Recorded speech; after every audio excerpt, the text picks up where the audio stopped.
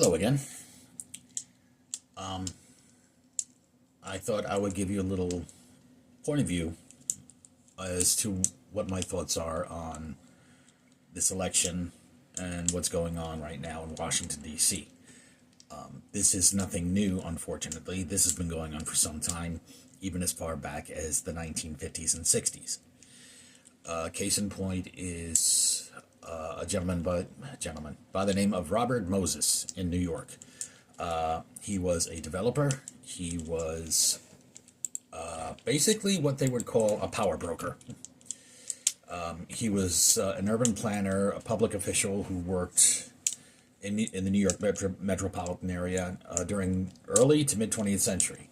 And he was very powerful, very influential, but he was never elected. And he was responsible for the creations of the Long Island Expressway, the Northern and Southern State Parkway on Long Island, and some highways and roadways within the New York City area.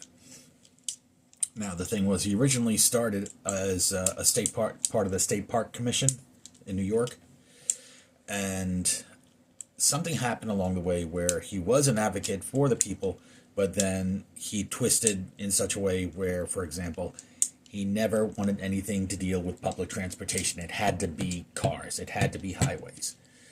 Case in point, if you've heard of the baseball team, the Los Angeles Dodgers, they were originally in Brooklyn, and they wanted to move to a new stadium because the old one that they had was old, it was falling apart, but also the crowds that they were gaining were too much for the stadium to handle. Pardon me. So they wanted to move to another part of Brooklyn, and they wanted to move it into an area where everybody had access. Public transportation, walking, cars, you name it, that's it.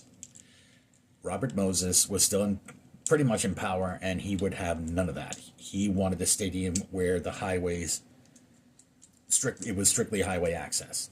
So, with that in mind, he ended up driving out the Brooklyn Dodgers, and they ultimately became the Los Angeles Dodgers. And here's a little interesting twist. There is the Barclays Coliseum. That's the location where they wanted to have the Brooklyn Dodgers. Now, if you want to learn more about Robert Moses and also maybe get an understanding of what's going on right now, I advise you to read a book called Power Broker. Power Broker, Robert Moses, and the Fall of New York. And this is pretty much mirroring what's going on right now. And but